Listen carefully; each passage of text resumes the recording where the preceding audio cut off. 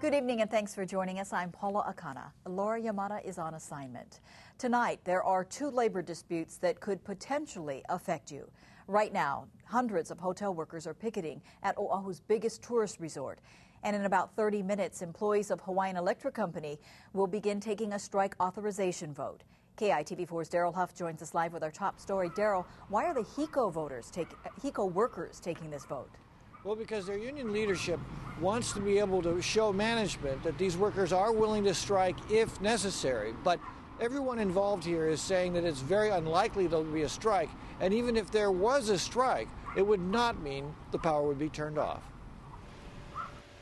They are usually there when we need them. HECO workers most often visible when something goes wrong, but they are also responsible for the steady stream of electricity on which modern life depends. And the company is reassuring regulators that non-union managers are ready to step in if necessary. Those employees would be able to continue operations and the electricity would still be available for consumers. But everyone involved say a strike is very unlikely. The union says it's not asking for a big raise. The company says negotiations are continuing.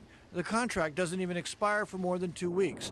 And unlike private sector workers, one of the usually tough issues, job security, is not a problem for HECO, which is reorganizing around renewable sources of energy like solar and wind power. But as they're moving forward with some of their renewable initiatives, they find that they need more employees to work on some of their planning, distribution, and other areas. And ratepayers should not worry about a big employee raise pushing up already high bills. HECO's expenses are mostly driven by energy demand and fuel costs, not employee wages.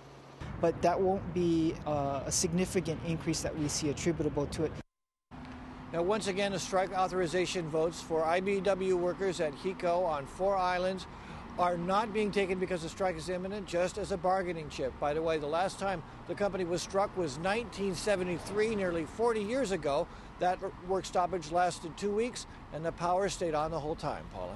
All right, Daryl, I know it's highly unlikely, but what if workers are out on strike and something like a natural disaster threatens our power supply?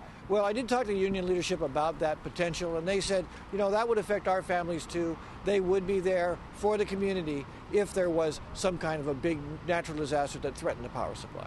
All right, Daryl, thank you very much for that report.